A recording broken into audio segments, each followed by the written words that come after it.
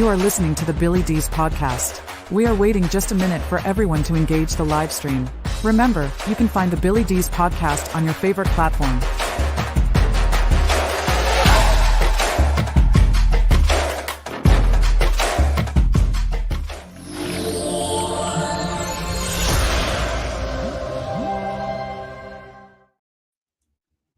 All right. Well, hello, everyone on X and Rumble as well. As always, I just give just a few moments for people to lock onto the live stream. With me is Shamanisis. Shaman, how are you? I'm fantastic, Billy. Thanks for asking. She's all Congratulations, by the way, on your numbers. Oh, well, thank you. Yeah, we'll talk about that a little bit because I do want to clarify some things. Yes. So anyway, if you're joining us on X or Rumble for that matter, what we do here is just a minute.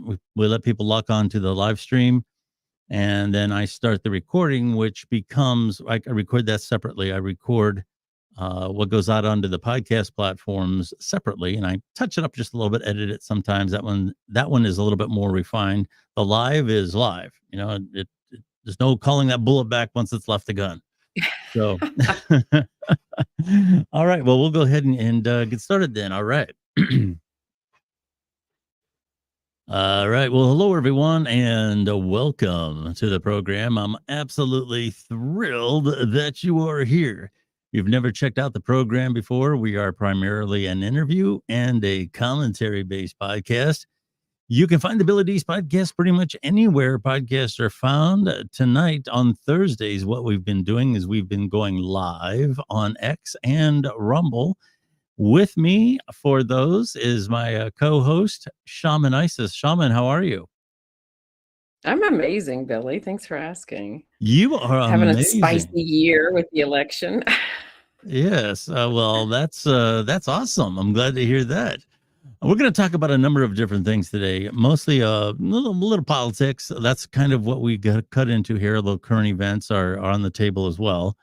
And mostly the Democrats, because I think the Democrats are cooking something up. And I'm going to talk about what that is. I can't believe they're not. If they're not, there's a problem. We're going to talk about that a little. We're going to talk about that a little bit, and a few of the news stories that are bouncing around. And also, Shaman alluded to the numbers that I got last week, and I got a lot of support. I will say we got a lot of support. But I also got a lot of hate, and we'll do some mean tweets tonight. So I'm gonna read some of the mean ones, not the real like horrible ones, but some of the funny ones. I'll go ahead and read a couple of those. Shaman, you probably I always got the impression you're not a football fan, but I can't believe you don't know who O.J. Simpson is. You heard, if the audience hasn't heard, he passed away. Of course I know who O.J. Simpson is. Oh, yeah, of course. Well, I mean, how could you not? Yeah. So, I mean, even if you're not a football fan. I'm not much of a football fan. I'd rather play it than watch it. But I was actually quite shocked. I didn't even know he was sick, but I haven't paid much attention to him since I heard he was really let go or whatever you call that. I was living in California at the time. I was at the DMV when they announced it, and the entire DMV went absolutely nuts. And I was like, wow, we've got some problems. Yeah. O.J. Simpson. I can tell you because I come from football. I tell you, I've talked about this before. Football is nuts where I'm from, and I am not nuts about football. I know the game really well because my dad was very athletic. He made me play it. He if anything, this is it's one thing to push a child because children will do nothing if you don't push them. But I was pushed beyond what I should have been pushed. And that's the way the culture was back then. It probably still is in some cases, although I think we're kind of learning now not to push kids. But yeah, so I know the game pretty well. I mean, people live and breathe football where I'm from. I'm from Canton, Ohio, which is the home of the Professional Football Hall of Fame. That is growing into quite the complex. And there's a reason why I'm going to talk about this. And the high schools here, very serious. Some of the names you would recognize came from the high schools and the one I attended. Mm-hmm. Of course, Ohio State is very much tied into this area. Big football program there. Up north, we have the Cleveland Browns, fanatical fan following up there. And the reason that I'm talking about this is a couple things I want to layer in here. First of all, the hero worship around football I witness every year. Canton, Ohio, kind of kicks off the football season in August with the preseason, the enshrinement, and all that, which then leads into the regular season. And every year, the best of the best come to Canton, Ohio. And I got to tell you, there's a lot of the locals here have rubbed shoulders with a lot of the greatest people to ever play the game. And I would say you hear a lot of stories about some good experiences with them. Sometimes not so much. You know, there's an old saying that I really, really like. And it is, those who have the misfortune of meeting their heroes are destined for a disappointment. And that's so often the case. I was never one to fall into the rhetoric of the hero worship that we hear around here. Now, don't get me wrong. There's some great men that played the game of football. I mean, Yeah. Vince Lombardi, Yeah. coach, a lot of the things that he talked about as a coach, you could apply to life. Very, very good lessons there. You have people like He was a sage. Yeah. You have people like Walter Payton, wonderful man, Roger Staubach, people like that. These are people that we remember not only because of the fact that they were great players, but they were great men.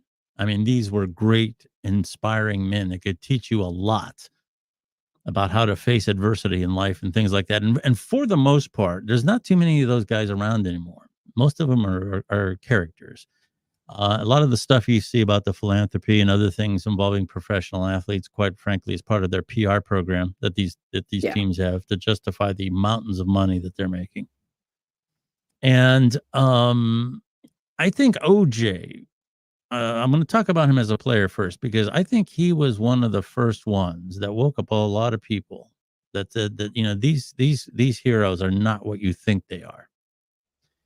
And I think, you know, and you and I have talked on this program before about the celebrity culture that's suffering now. And I think a lot of that started in the 90s. There were people who were next to godliness. And OJ, the other part of this that I'm going to talk about, I've known some abusers. I've known some bad people in my time. And I got to tell you, one thing that they all have, one common denominator, is charming.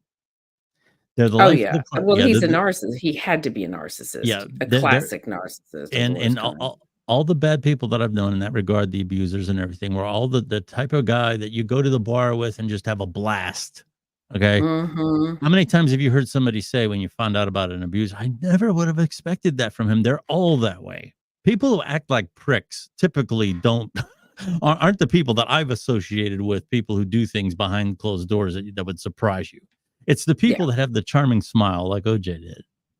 Oh, yeah.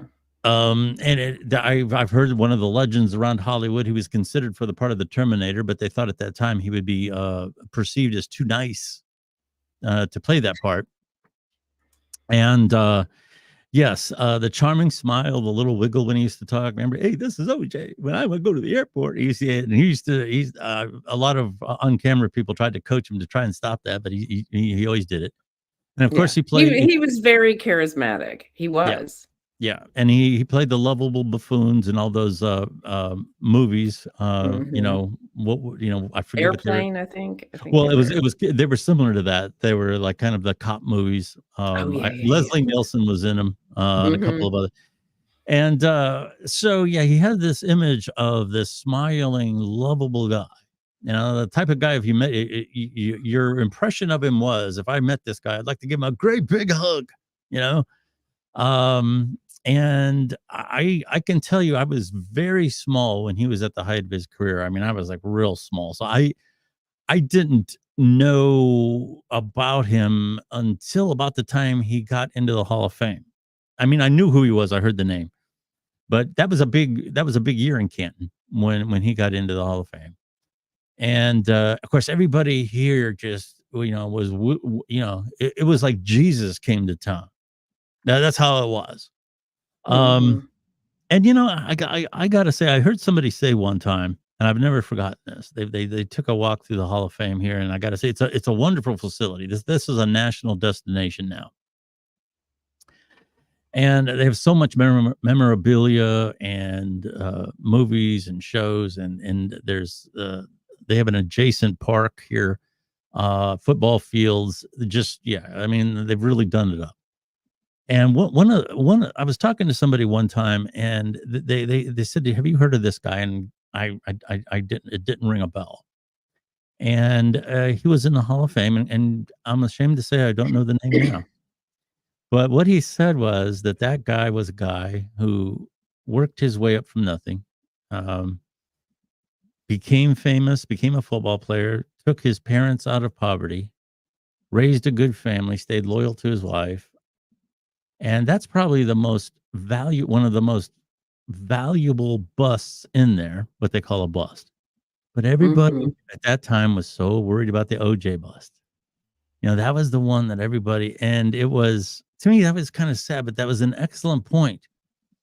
We don't know the name of the guy that lived a wonderful life and took care of people and used his fame and his influence for good things. We don't know the name of that person, but we sure know OJ. I was working as a disc jockey at the time, and I was doing a lot of stuff on the nightclub circuit, and I remember the night that the Ford Bronco. Oh yeah, I think everybody who was alive back then remembers that night, because we were transfixed. Media was expanding, and I was capabilities actually had changed. DJing, and in this club that I was at, and all the TV screens had OJ on there, and there was a small group of people that were dancing, and everybody else at the bar was glued to the TVs. The trial of the century, of course, the Kardashian attorney who passed away. He, of course, is the father of the Kardashian empire. He was one of the attorneys, and so there's a long legacy there. But I mean, I think that's probably one of the most. I think that's what makes the story so interesting, is you have somebody that was next to God, absolutely worshipped, universally loved. Everybody loved the charming smile. And then the horrific murder, the debacle of the trial, what happened with OJ afterwards, with there in Las Vegas with the memorabilia. The memorabilia. Yeah. So the whole thing. It's interesting, Billy. Sure. It's such a pivotal moment in our history, because media had shifted and the capabilities were broadening, and we went from an era where our celebrities and our stars were highly packaged and controlled. Every story that was written about, I mean, Hollywood was notorious for squashing any negative stories, and so we didn't really get a chance to know our stars. And as media has expanded and social media has expanded, we've gotten to a place where we get to know people, and way more than we want to know about people. Sure, and it's brought about the demise of celebrity, which I think started back when media expanded. And that's, of course, how we got the OJ Simpson Bronco moment. CNN had blown up in the late 80s, early 90s, and changed television forever. And we're looking at a man who was universally idolized. He was one of and I think the reason he was so polarizing at the time, which a lot of people may not know now, but at the time it was very polarizing, because he was a symbol for the African American community of somebody who was universally loved and respected, and had a funny, and the whole checklist. I believe, and this is just my opinion, I believe he definitely would qualify probably as a narcissist, because the fact that he didn't take himself out after what he did, and brazened it through, speaks to just the whole way he did everything. It's like he continued to live off the fame, even if it was infamy. But at the time when he was arrested, there was a lot of doubt, and Sure. there was so much history of the African American community being abused without any repercussions to the police departments in the United States, that there was just this pent up frustration and anger, and just that was really pinnacling when that whole situation unfolded, and those two things just hit head on. And I think that it was because of that history of the abuse that had gone on for a long time. I saw it. I grew up in Memphis, Tennessee, which is a predominantly African American community, and so he he got away with something that he then later admitted to, and I think, I think we've moved on in many ways from him, but, it was interesting at the time, and I understood it.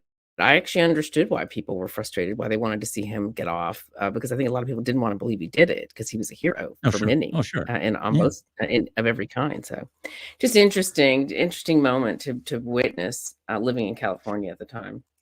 I don't know that he admitted to anything. Now, there's people who say he did by accident by his word choices in some of those interviews. Mhm. But yeah, nonetheless, very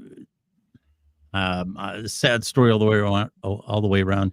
Ron Goldman's sister is now, and I forget her name at the moment. She is a victims advocate. And I've in the past I've tried to get her on the podcast because I Mhm. think that's one thing that is something that we don't do in this country is advocate enough for the victims. Oh, yeah, I agree. Yeah, we are obsessed with the rights of the accused. We are obsessed with all that stuff. But we don't really, there are no victims' rights. There's no habeas corpus or anything like that, or Miranda rights for the victim. You're a victim, and that's it. Hopefully, the prosecutor will take up arms for you. Otherwise, you're screwed. Right? And I got to tell you, and the prosecutor might even come after you if you fought back during your attack. Oh, Um, yeah. Oh, yeah, that actually happens way more than it should. yeah, In terms of OJ, my personal opinion as an intuitive, and I'm really the statistics of me being accurate about people, his behavior, his choices, the brazenness of his yeah. behavior screams narcissistic abuser. Uh, that I mean, just even the history of their relationship screams somebody, and they're Oh, capable yeah, there of were audio tapes of him berating her and yeah. saying, "Oh, yeah." I mean, that's yeah. Yeah, So, I it's hard not to, and I do think he did say so. I think he purpose oh, yeah, didn't he name his book? I thought he named his book "I Did It" or something like that. I don't have the exact title here, but that was tied up in court too, because see, the Goldmans said that he should not be able to profit off of that. They worked out some kind of a deal where the Goldmans got some kind of a deal with that, and they modified the title. So that Okay. yeah, that's all. Yeah, but that can get complicated, and I don't have all the details of that right now. But Right. that's yeah. So anyway, enough said about OJ. I didn't have the adoring love for him because I just don't have that for most people like that. Just because they can play football well. Yeah, I don't Um, have that for anybody. I yeah. never have. No. You have to be more than that. You have to be Walter Payton. You have to be on that order before I'll say I love you. Right. And most of the most of the players today, no, yeah, Yeah. I ain't having it. I'll tell you what happened last week. You were off last week. You had an event, and I was originally going to do the show. Well, I had a couple people the couple co-hosts tried, and they couldn't work out their schedule. So I was going to do the show solo Thursday night. And what happened was I had been hammered both at my day job and my freelancing. I mean, I was working from early in the morning until late in the evening, Tuesday, Wednesday, and Thursday, and I just simply could not put a good show together Thursday nights, especially to do by myself. So I opted to postpone it, and I did it Saturday night. Last week, um, one of the things that were being talked about was the vitriol that was coming from the Democrats toward RFK Jr. because they were talking about how he was going to take away votes from Joe Biden. So I did a show that was themed around the fact that if Democrats are going to lose, they have to own it, because they've done plenty to lose this election, and it's not saying that they will. Biden could still win, Yeah. but it would be difficult because the statistics on this, when you have an incumbent president who's this low in the ratings at this point of the election year, they very seldom win the election. So they're on the path to defeat. So the whole show last week was And here again, that's what everybody was talking about. There were all these clips I played a clip of Morning Joe last week of him just being, oh, this guy is going to horrible person. He's going to get a horrible. He's running interference for Donald Trump and blah, blah, blah, all those stuff. So, like Kennedy can be bought by anybody. Yeah. So what was weird about it was it got a lot of attention right out of the gate. And You mean the episode you were doing Saturday night? Yeah, it got a lot of attention right out of the gate, but pretty much hit a plateau and stayed that way for about, I'm gonna say maybe 12 hours, maybe a little bit more than that. And it was about the normal amount of listens that I normally get. And full disclosure, every once in a while, I will promote an episode on X. Now, this isn't, Sure. and a lot of people don't understand this. It's not like buying views or buying followers or anything like that. It's simply, it's like an advertisement. And I just do that to get it out in front of, exactly what it is. yeah, I get it out in front of some people. Sometimes they bite on it, sometimes they don't, but it gets the content out in front of people who might be interested in it. Now, my boosts are very small. Okay, my boosts are like pocket change. I'll do like $10, which is I think is the cheapest you can do for 1 or 2 days, which would be $20 if you do it for 2 days. And the only reason I do it a lot with guests who might be new to the platform or something like that. And the only reason I do it is it gets what are called impressions. I mean, it gets in front of somebody, it creates an impression. They might click on it, they might not, but it creates an impression. And what I don't like, especially with somebody new, and quite frankly, I hate to say this, but there's a lot of times guests, they have something that isn't the most interesting topic in the world. So to just get to get it in front of people, I'll do this like $10 boost. And the only reason that's very common, and frankly, people are stupid for not doing it. Yeah, and the reason that I do it is because I don't like when something just gets posted or it's brand new. When somebody runs across it and they see that it has absolutely no engagement at all, it was just posted, what they typically do is go past it.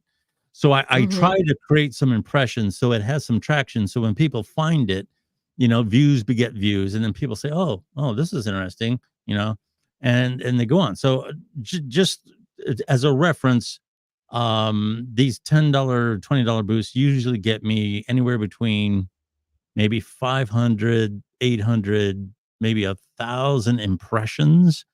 And out of that, maybe 10% of the people will actually engage the live stream. So maybe you'll get like 50 or 100 views on whatever's going on. But that's better than nothing. And I would rather have people see that than be starting at zero. Okay, well, what happened is actually the promo that I had pushed out on it kind of ran out. It was because here again, it was only a day or two.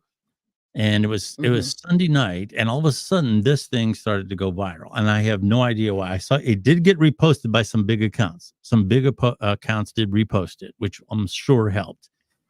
And the next thing I know, I'm looking, at my phone, and there's like 5,000 views.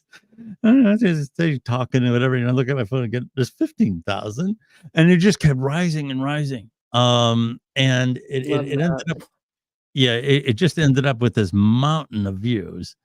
And it's hundreds of thousands. It's crazy. Oh yeah, it did. And of course, that's way beyond what the boost could have ever done. And for that amount of money. Yeah, and by the way, you can spend if you've never gone into the section where you can buy advertisements on Twitter on X. I mean, you can slide that thing across and do $5,000 a day if you want to. And I'm sure a big company thinks nothing of it. One of these big companies say, "Hey, Chuck, what do you think you want to do? You want to do 5,000 a day for like maybe 4 or 5 days? What do you think?" And somebody said, "Yeah, why not?" That's some of these big companies, they probably do that. So yeah, I mean, $10 or whatever is pocket change, is less than pocket change. So anyway, yeah, I got that, and the subject was I can't believe that the Democrats are moving forward with what they got, and they're blaming RFK, they're blaming other things, and they got this candidate that is so far down in the polls, like I said, is abysmal low. The vice president abysmally low. You know, and we've talked about this before, not to be mean to the guy, but you know, the His age is awareness, the showing. alertness, you know, in noticeable decline, the physical posture, the physical Oh, those movement. records of him talking are Shaman, I think are you there? I think you might have froze up. I'm actually yeah, you keep freezing up, Billy. I was gonna say something after you finish, but that's been going on for almost the whole episode. It's Okay. just moments, but it's not lasting. I think I'm okay. My internet seems fine. Apparently, my phone keeps going off. Okay. Yeah, no. You So yeah, no, Biden's it's a hot mess, and they're blaming everyone. They're wasting all their time and energy pointing the fingers instead of figuring out how the fuck to clean up their mess. yeah. Yeah, It's so stupid. you know, and I said during the episode last week that in typical liberal fashion, it's everybody else's fault. Somebody else did this to me. It's not my fault. I've done Mhm. everything right. I'm a victim. Oh And yeah. so yeah, the money that they're spending to keep him down too is very, very sad. Yeah. I brought this up to some of my cohorts, my political cohorts, and I said I can't imagine that the Democrats right now are not sitting around saying we got a plan in place. Okay, they got it. Even if you made the argument that they wanted Biden to stay just to win the election and then he could resign, Billy, you're cutting in that and was out. 6 months ago when it looked like Trump wasn't going to win the general election. Now it looks like he will. Okay, so now you have a completely different scenario. You're not even sure your candidate can win, and much less win and then resign. So how do you get him out? Well, you could have the candidate, if he is willing, come forward and say, "Hey, you know, I thought about this, and I really had the heart to do it, but I just don't have it anymore. And should I move forward or not?" So I think the thing to do is to go away and let somebody else take the reins and move forward. We've temporarily lost Shaman, so I'll just kind of hang in there a minute and let her sign back in. Or is he going to be forced out? That's the big question. If he is, someone is going to have the talk with him, say, "Hey, listen, my good friend, are you going to stay or are you going to go?" And if the um, if the choice is for you to stay, then we're going to have to tell you you're going to have to go, and they're going to find a way to either uh, you know, pick a do something at the convention that has a way of getting him out of there, which I'm not sure how that works, or they're going to have to pull the amendment and have him be taken out because of incognition. So anyway, what I was saying while you were gone is I can't believe that they haven't had the talk with Biden. Joe Rogan made the comment that he thinks that Biden is going to pull out in May. I don't know how he knows this, if he's got some inside information, but Joe Rogan apparently has made the comment that he thinks it's going to happen in May. If that does happen, I'm not sure. I'm not sure how that works. I mean, I've heard Gavin Newsom, I've heard Michelle Obama, which I don't think. I would have to say at this point that's unlikely. Yeah, I don't. I find this one hard to believe because that would leave them with just months to try to come up, and I think that would just fuel Kennedy's campaign.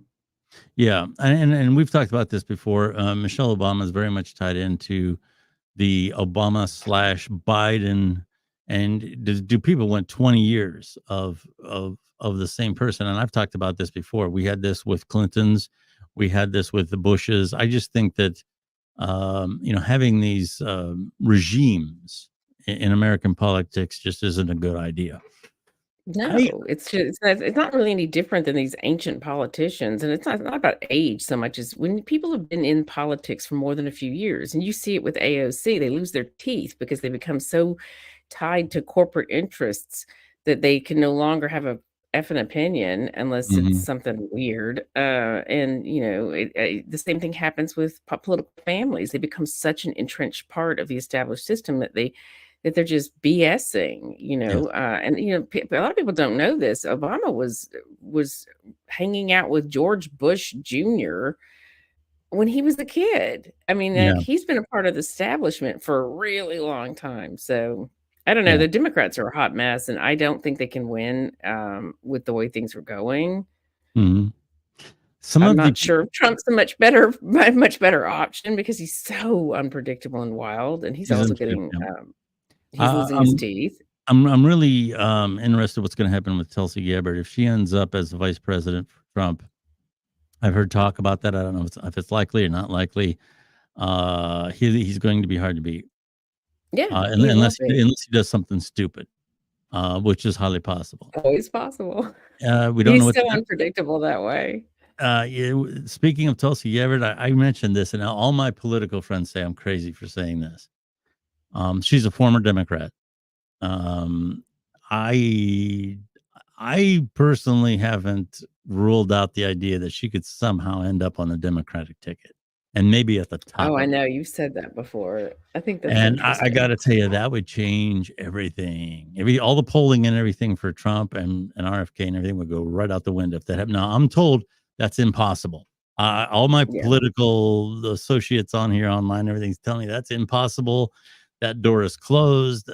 The bridges are burned between her and the Democratic Party. That's never going to happen. They'll never accept her.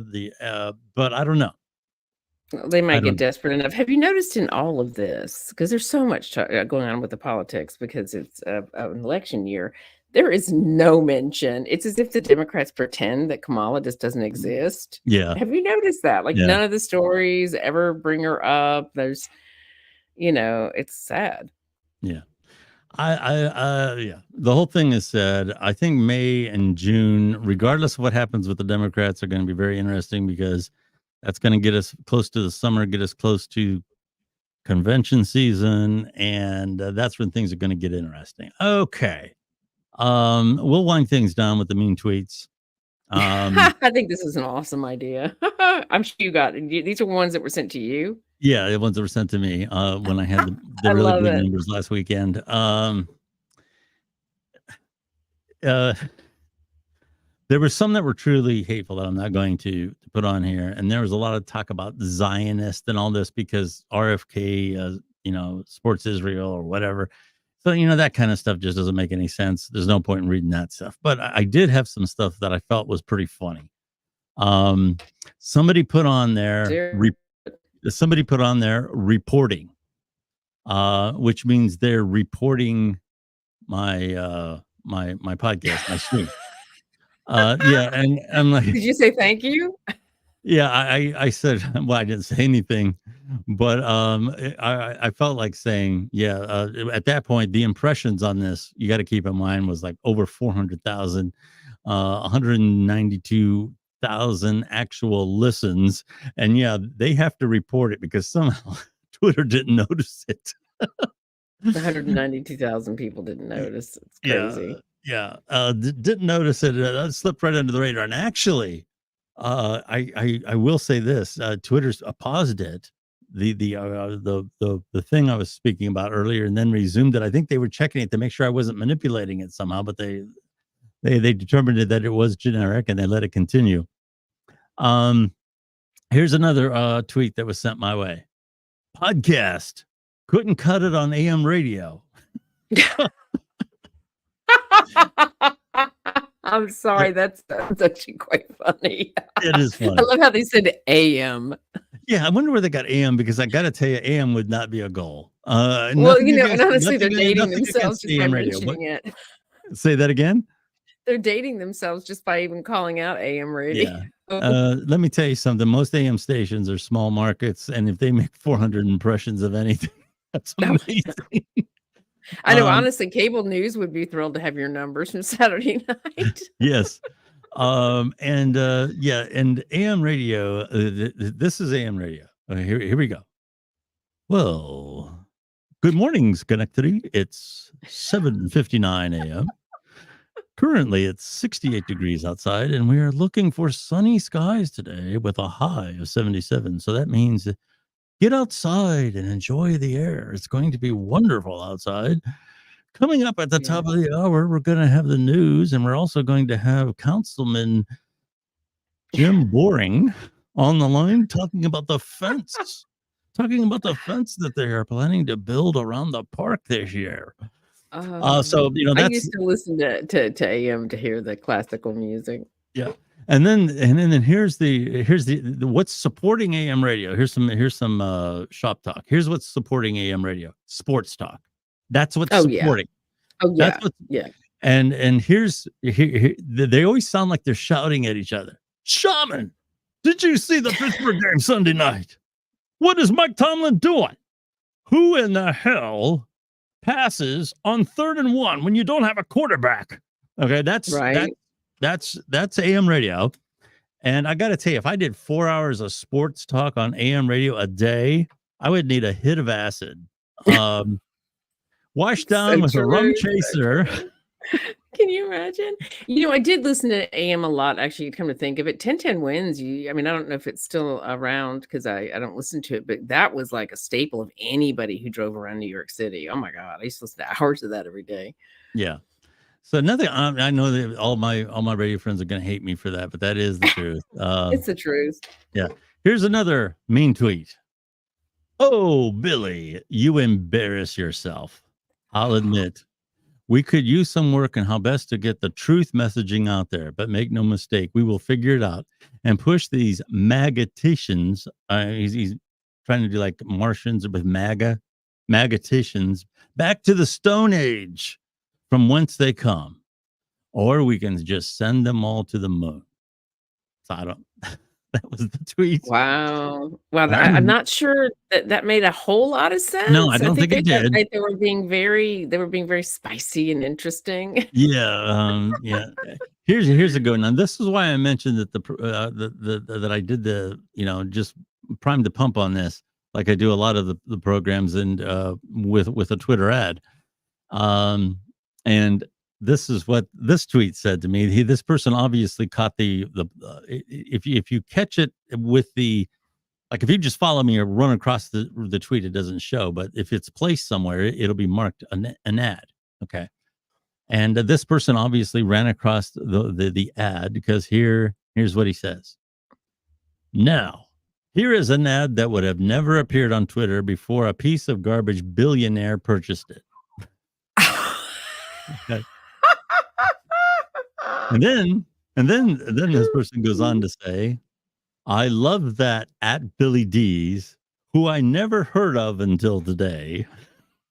You've only been on air for 10 years. Yeah, will be proven wrong in November. And so it's all about politics. I really like the who I never heard of until today. That's funny. I like that. When I read that, I said, I love that Billy Dees, who I never heard of until today, will be proven wrong in November. Yeah, that's funny.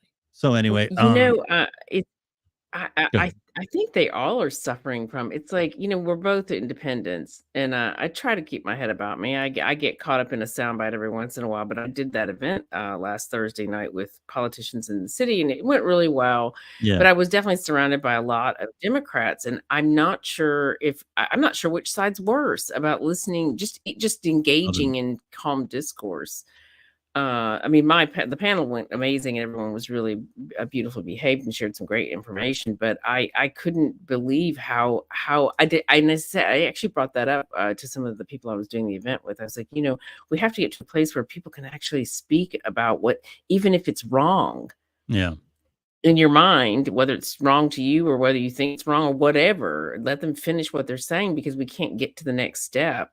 If you want to educate someone, you have to listen to what their point of view is first. And it's insanity. Absolutely. It's cultish behavior. It really has gotten to that place with the Republicans and the Democrats. Yeah. I've tried to have conversations with social justice warriors. I've tried to have conversations with the radical right and the MAGA people and all that. And they're under the same psychosis as a religious zealot. There's nothing you're going to say that is going to change. It doesn't matter what it is. Nothing you can say, no statistics you can cite. There's just it's impenetrable. Yeah. They've made up their mind that their reality is the right one, and anybody else that has an opinion or could possibly have some facts that could change their mind, they're the devil. The devil put it there to break your faith. It's the same kind of verbiage that comes straight out of a radical religion. So it is a cult. It Yeah. absolutely is. All right. Well, anyway, it's going to be an interesting. I got to say, we're halfway through April already. It's hard to believe April 11th, not halfway, but let's say a third of the way through. And boy, I tell you, May and June, as conventions start to get on the horizon, it's gonna be crazy. It is going to be Yeah, absolutely crazy. it's gonna get spicy. It's gonna get spicy. Shaman, tell people where they can find you. You can find Soul Tech Magazine and the Citizen Journalist podcast, which is by Soul Tech, at soultech.world. And you can find information about my books, including my #1 bestseller, Memory Mansion, at shamanisis.com. That is And of course, fantastic. I'm on X as at Shamanisis. Yes, and at Shamanisis, do check her out. You can find the Billy Dees podcast pretty much anywhere podcasts are found. We're on all the major platforms. For those who heard the podcast last week, for those of you who retweeted it, interacted with it, I want to thank you. It is a personal high of this program. The final tally is close to 200,000 if you count the plays that came off of X and then the plays from all the platforms, which is an extraordinary amount of listens for a long form content. It's one thing to have a video that's 15 seconds long, get that many, but long form content, getting that is rare these days. So I want to thank all the people that engaged it. I'm very happy. It's going to be a while before I can duplicate that. Prior to that, you and I had a real high one when we did the abortion thing when it passed here in Ohio. To put it in the Constitution that it's protected. That was an extraordinarily high one as well. So yeah, this is a good thing. We're very glad to be on X, and I got to tell you, Elon Musk, you like him or not, we're going to be talking about Brazil on the next show. And as a matter of fact, I have a potential guest from Brazil that I would like to talk to about Elon Musk and what's happening there. So very much a free speech platform, but like him or not, Elon Musk has done a lot to keep free speech alive. Very much so. All right, Shaman, thank you for being the co-host as always. Thanks, Billy. And want to thank everyone who listened to today's program. Thank you very much. Some really good stuff is coming your way from the Billy Dees podcast. So if you want to keep tabs on that, the easiest thing to do, Twitter or X is my social media home. So you can always follow me there. We're going to have some good interviews coming up, and Shaman and I and a number of other co-hosts are going to be coming in and talking to you on Thursday night. So we're going to keep this going. Thank you very much. And we will talk to you again next week. Bye. Thank you for listening to the Billy Dees podcast. Follow Billy Dees on X @BillyDees for updates about the program.